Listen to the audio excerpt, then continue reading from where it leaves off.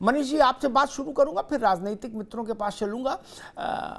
अखिलेश यादव और समाजवादी पार्टी दोनों को ये समझने में कुछ ही दिन लगे कि भाई तेज प्रताप को गलत टिकट दे दी। तेज प्रताप को तो आधा कन्नौज जानते ही नहीं, लेकिन कन्नौज तेज प्रताप को नहीं जानता, ये अलहदा बात है। लेकिन पार्टी को तो पता होना चाहिए कि तेज प्रताप को कितना % कन्नौज जानता है। लेकिन खैर, अंततः अखिलेश जी कन्नौज आ गए। 1999 में मुलायम सिंह यादव कन्नौज गए थे चुनाव लड़ने, और बड़ी रोचक लड़ाई हुई थी, कांटे की लड़ाई हुई थी मैं कहूंगा। मुलायम सिंह यादव के विरुद्ध उनका ही एक शिष्य लड़ रहा था चुनाव, मुझे याद है, अरविंद सिंह, और कुछ हजार वोट से नेताजी जीते थे। तब से माना जा रहा है कि समाजवादी पार्टी ने वहां अपना आधार बनाया है, जनाधार बनाया है। अखिलेश जी वहां से सांसद रहे, डिंपल जी रहीं। अब अखिलेश जी फिर भाजपा कह रही है भारत और पाकिस्तान का मैच होगा, अखिलेश जी कह रहे हैं हम हर गेंद पे छक्का मारेंगे। मनीष जी। अमिताभ जी नमस्कार। अमिताभ जी, मैं आपको एक चीज बताना चाहता हूँ कि आज की राजनीति में मैं सबसे बड़ा बदलाव क्या देख रहा हूँ कि पहले राजनीतिक पार्टी और नेताओं को ना कार्यकर्ता नहीं मिलते थे। आज ये उलट हो रहा है। आज राजनीतिक पार्टियों को नेता नहीं मिल रहे हैं चुनाव लड़ने के लिए। कार्यकर्ताओं की राय है कि 5 साल तेज प्रताप यादव का इंतजार करा गया और 2 दिन में कार्यकर्ताओं की राय पे नेता बदल दिया गया कि अब ये नेता चुनाव लड़ेगा। पीडीए अलायंस आप लेके जाते हो, अखिलेश यादव के लिए तेज प्रताप यादव है, आदित्य यादव है शिवपाल के लिए, डिंपल जी चुनाव लड़ रही है, धर्मेंद्र यादव चुनाव लड़ रहे हैं, शायद कोई ऐसा बचा है जो अब चुनाव नहीं लड़ रहा। तो ये जो पीडीए अलायंस लोगों में कह के आते हैं वो इस परिप्रेक्ष्य में खड़ा नहीं उतर रहा। अब अगर हम कांग्रेस के परिप्रेक्ष्य में आते हैं चुनाव के लिए, तो केरला में जिस समाज के वोटों का ध्रुवीकरण करना था वो करा जा चुका है। 26 तारीख का इंतजार हो रहा है कि वहां पे पोलिंग हो जाए, उसके बाद दूसरे तरीके के ध्रुवीकरण की शुरुआत करी जाए। यूपी में आके चुनाव लड़ा जाए, रायबरेली अमेठी में आके चुनाव लड़ा जाए और यूपी में ध्रुवीकरण करा जाए अल्पसंख्यक का और जातियों का। तो मुझे लगता है कि किन राजनीतिक पार्टियों को क्या ये समझ नहीं है कि आज की जनता ये चीजें नहीं समझ पा रही। क्या जनता को ये नहीं मालूम कि ये टिकट आखिरी मोमेंट पे क्यों बदले जा रहे हैं, क्यों होल्ड करे जा रहे हैं। जैसे ही राहुल गांधी और प्रियंका गांधी का डिसीजन फाइनल होता है, अखिलेश यादव आज नामांकन कर देते हैं और 27 तारीख को, जैसा अभी आप अपने डिस्कशन में कह रहे थे, कांग्रेस के ये नेता यूपी आएंगे और यहां से नामांकन करेंगे, फिर दूसरे तरीके के वोटों का ध्रुवीकरण करेंगे। तो इनको लगता है क्या जनता के पास ये मैसेज नहीं जाती? ठीक मनीष जी, समाजवादी जी ठीक, आते हैं दोबारा में। एक खबर ये, चुनाव है तो खबरों का भी तूफान है, डबल डोज है, धमाका। एक खबर ये भी तैर रही है कि प्रियंका गांधी की इस तरह के कौतुकों में रुचि रहती है कि भाई राहुल गांधी को इस बात के लिए राजी कर रही हैं कि भाई अमेठी चलो तो पहले अयोध्या में रामलला का दर्शन कर लो, फिर अमेठी चले, ताकि माहौल बिल्कुल ललन टाप बने, चकाचक, भौकाल टाइट हो। अब भाजपा वाले कह रहे कि मथुरा और कृष्ण जन्म स्थान हो आते। खैर, कपिल श्रीवास्तव जी के पास चलूंगा। आज का दिन उनकी पार्टी का है, उनकी पार्टी के अध्यक्ष ने पर्चा भरा है। कपिल जी, कोई कह रहा भारत पाकिस्तान, तेज प्रताप होते तो भारत नेपाल मैच होता, अब अखिलेश जी आगे भारत पाकिस्तान मैच होगा, वर्ल्ड कप होने जा रहा है। अखिलेश जी कह रहे हर गेंद पर छक्का मारेंगे, कोई नहीं है टक्कर में। राम गोपाल जी कह रहे हैं प्रधानमंत्री पद के उम्मीदवार हैं अखिलेश यादव। मामला एकदम ऐसा लगा कि पहले समाजवादी पार्टी बड़ा ठीक है, चुनाव है, देखेंगे टाइप का, अब एक्टिव और प्रोएक्टिव मोड में दिख रही है। आज सुबह में विजुअल देख रहा था कि मतलब जो एक पहले दौर में, शुरुआती दौर में जब अखिलेश जी लॉन्च हुए थे तो नारा लगता था, एक समूह था नौजवानों का, जवानी कुर्बान भैया तेरे नाम, तो उस टाइप की एक फीलिंग दिख रही है। कपिल जी, दिख नहीं रही है, वो सदैव साथ में चलती रहेगी, क्योंकि Samajwadi party cadre base party है, कार्यकर्ताओं के दम पर खड़ी है और कोई भी नेता अपने कार्यकर्ताओं के दम पर और जनता के द्वारा चुने जाने पर ही बनता है। देखिए, उन लोगों का की बेचैनी सामने है जो एक पूर्व मुख्यमंत्री, जो एक ऐसी पार्टी जो 4 बार उत्तर प्रदेश में शासन दे चुकी है, देश का और प्रदेश का विकास कर चुकी है, उसकी तुलना एक सांसद, वर्तमान में तो वो सांसद ही पाकिस्तान से है।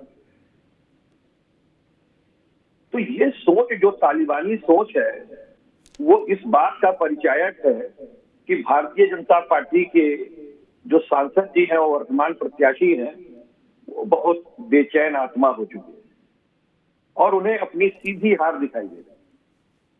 समाजवादी पार्टी कब क्या निर्णय लेगी, ये तो नेताजी जानते थे या फिर माननीय राष्ट्रीय अध्यक्ष जी जानते, क्योंकि राजनीति में जब तक गुगली ना फेंको तब तक मजा नहीं आता, और वो आपको दिखेगा इसी उत्तर प्रदेश के चुनाव में। अभी तो बहुत कुछ बाकी है, अभी तो ये शुरुआत है, आरंभ है। और आपने देखा जो पहला मैच 102 सीटों पर खेला गया है, उसमें भारतीय जनता पार्टी कहीं दिखी नहीं, और अगर दिख रही होती तो एक संवैधानिक पद पर बैठे हुए हमारे प्रधानमंत्री जी लोगों का मंगलसूत्र ना देख रहे होते। ठीक है कपिल जी, और मंगलसूत्र छीनने वाले मंगलसूत्र देख रहे हैं, यही सबसे बड़ी बात। ठीक, अब उस पर प्रियंका जी लीड ले रही हैं, बोल रही हैं, तो पल्लवी जी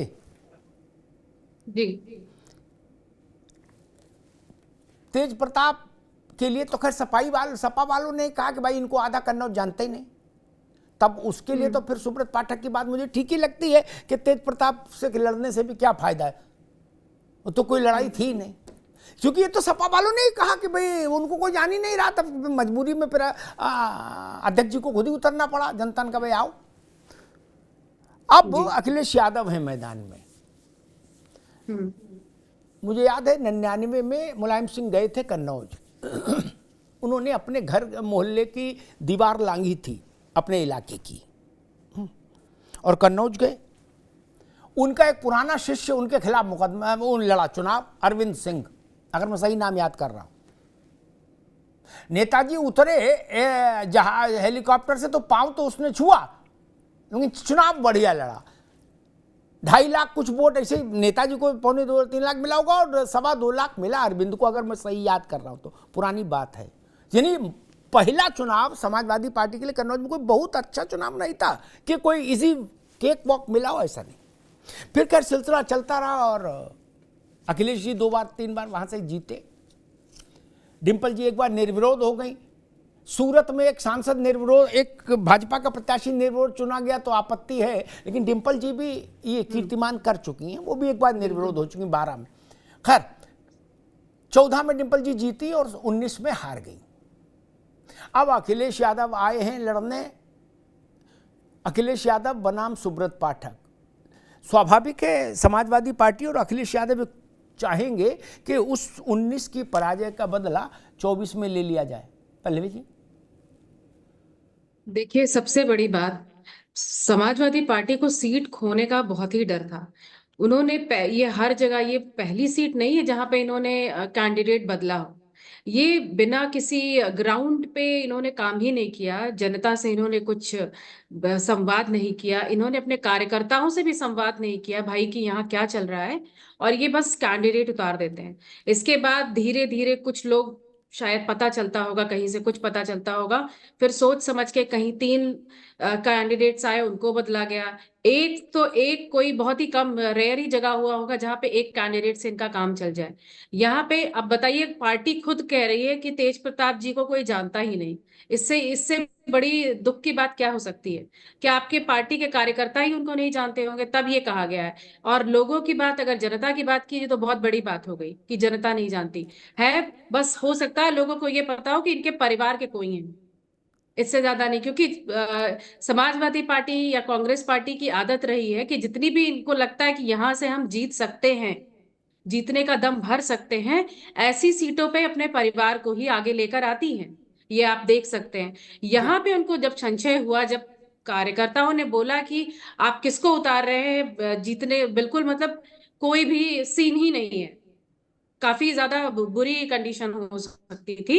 इस वजह से फिर एंड मोमेंट पे इन्होंने सोचा होगा कि अब अखिलेश जी खुद से आके यहाँ पे इलेक्शन लड़ेंगे। पर ऐसा कुछ नहीं है, आप जनता के बीच में नहीं जाओगे, जनता का काम नहीं करोगे तो ऐसा नहीं है कि आप एंड मोमेंट पे आके आप इलेक्शन के लिए खड़े हो जाओगे तो जनता आपको स्वीकार लेगी।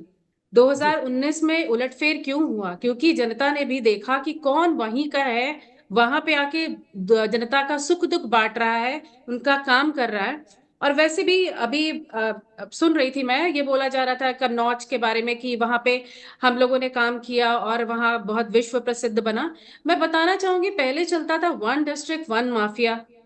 अभी जब से भारतीय जनता पार्टी सत्ता में आई है उसके बाद से वन डिस्ट्रिक्ट वन प्रोडक्ट की बात होने लगी है। और वेस्ट साइड में, वेस्ट जो हमारा उत्तर प्रदेश है, यहाँ पे पल्लवी, बहुत ठीक है, सारे अभी इस पर आज विषय व्यक्तियों के चित्रण पर, इसीलिए मैंने कपिश जी को भी रोका था जब वो मंगलसूत्र पे चले गए। मैंने उस पर आज न जाओ, उस पर बाकी लोग अलग अलग बोल रहे हैं। आज इधर रहो, यूपी एटा इटावा मैनपुरी करेल कन्नौज, जिस पे रहो।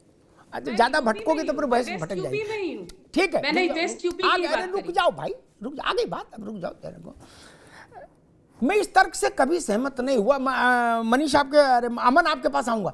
कभी सहमत नहीं होता कि फलाने को लोग कम जानते। जितने भी परिवार के बच्चे, राजनीतिक परिवार के बच्चे, मेरी बात से दिल में कपिश जी भी सहमत होंगे और सब सहमत होंगे। कुछ ऑन एयर सहमत होंगे, कुछ मन में सहमत होंगे। जैसे कपिश बाबू मन में होंगे, ऑन एयर बोलना ठीक नहीं उनका। मुझे याद है जब 2000 में अखिलेश जी आए थे तो अखिलेश जी को भी नहीं जानते थे लोग, ये जानते थे मुलायम सिंह जी के लड़का है। मुझे धर्मेंद्र का याद है, मुझे इनका याद है, रामगोपाल यादव के लड़के जब आए थे अक्षय चुनाव लड़ने, तो ऐसा थोड़ा था उससे पहले कहीं नारा लगता था कि अक्षय आ गए, नहीं ना। उनका परिचय ये था कि रामगोपाल जी के लड़के हैं। ऐसा भी नहीं कि आदित्य का को उत्तर प्रदेश भर जान रहा, ये जानते हैं कि शिवपाल जी के लड़के हैं। तो यही तो तेज प्रताप का बायोडेटा था, इसमें क्या समस्या? जो 2000 में अखिलेश यादव का बायोडेटा था वही तेज प्रताप का बायोडेटा। तेज प्रताप तो एक बार सांसद रह भी चुके मैनपुरी से। अखिलेश यादव जब चुनाव लड़ने गए थे, जब अमर सिंह उनको ले गए अंकल, तब ये शिवपाल जी, रामगोपाल जी पीछे रहते थे, अमर सिंह आगे थे। तो जब वो ले गए थे तो अखिलेश यादव का तो बायोडेटा बिल्कुल क्लीन था, उसमें कुछ था ही नहीं पॉलिटिकल एंट्री। इसलिए ये तर्क ठीक नहीं। खैर, अमन पांडे जी, मैं एक चीज देख रहा था, जयंत चौधरी की टिप्पणी, भाई वो भी इधर कन्नौज तक आ गए टहलते हुए। वो कह रहे हैं कि भाई देखो अभी कितने दिन लड़ते हैं अखिलेश जी, कहीं प्रत्याशी बदल ना जाए। ऐसा डर क्यों है और ऐसा आशंका क्यों है आपको? देखिए अमिताभ जी, आशंका तो होना स्वाभाविक है कि जिस तरीके से समाजवादी पार्टी ने टिकट बदले हैं इस बार, अभी परसों टिकट तेज प्रताप जी को दिया इन्होंने, और उस टाइम उन्होंने बताया कि हमारा मास्टर स्ट्रोक है और अखिलेश जी राज्य में रह करके राज्य की राजनीति करेंगे और सेंट्रल से अभी हमको मतलब नहीं।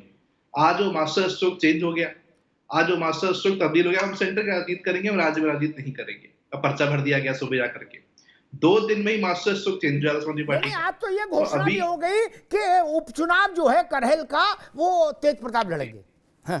मतलब अखिलेश जी अब राज्य की राजनीति नहीं करेंगे, अब सेंटर की राजनीति करेंगे। कपिश भाई बैठे हैं यहाँ पे, वो जवाब देंगे इस चीज का कि क्या करेंगे। अभी तो कंफ्यूजन में होगा मामला मेरे ख्याल में। और अभी जब तक कि आखिरी तारीख नामांकन की निकल ना जाए, मैं बोलता हूँ इसको फाइनल मत मानिए आप। हो सकता है कि उनको समझ में आ जाए कि नहीं, सेंटर की राजनीति नहीं करनी चाहिए हमें, हम राज्य में ही सही है, तो हो सके नामांकन वापस ले लें, फिर से तीसरा को आगे कर दें। और एक दुखद विषय इसमें यह भी है कि अगर आपकी परंपरागत सीट है ये कन्नौज, तो आपने अपने किसी कार्यकर्ता को आगे क्यों नहीं कर दिया? हमें बागपत में मौका मिला इस बार, हमने राजकुमार सांगवान जी को आगे कर दिया। कि आपके पास क्या कोई ऐसा कार्यकर्ता नहीं परिवार से हट करके इधर, जिसको आपने ग्रो किया हो, जो आपके लिए वहां वो सीट जितना काम कर पाए? जनता भी ये चीज देख रही है कि आप कपिल भाई बोलते हैं कि हमारी पार्टी कैडर बेस्ड पार्टी है, लेकिन कैडर बेस्ड पार्टी में ऐसी कैसे आपने टिकट वितरण किया कि पूरा परिवार ही लड़ रहा है? एक समाज से पूरा परिवार लड़ रहा है, बाकी पूरे 80 सीट में किसी को टिकट नहीं दे पाई। तो जनता भी सब चीजें देख रही है। और दूसरी बात मैं बोलूंगा कि बहुत सी ये हल्ला हो रहा है कि लोहिया जी की सीट है, लोहिया जी की जो विचारधारा है उसको आगे लेकर के अब अखिलेश जी जाएंगे। लोहिया जी कहा करते थे कि भारत माता हमें शिव का मस्तक देना, कृष्ण का हृदय देना और राम के कर्म और वचन देना। क्या उस पे, राम के कर्म और वचन पे समाजवादी पार्टी आजकल क्या चल रही है? क्या एक बार भी गए क्या अयोध्या? अयोध्या बात करने से डरते हैं ये लोग। तो जनता भी सब देख रही है। कन्नौज की जनता ने पिछली बार भी सही चुनाव किया था और इस बार भी सही चुनाव करेगी। नहीं, मुझे लग रहा है अगर राहुल गांधी और प्रियंका गांधी अयोध्या गए तो फिर अखिलेश यादव भी जाएंगे उसके बाद, फिर इधर मतलब मीटिंग शुरू हो जाएगी कि भाई चलना चाहिए।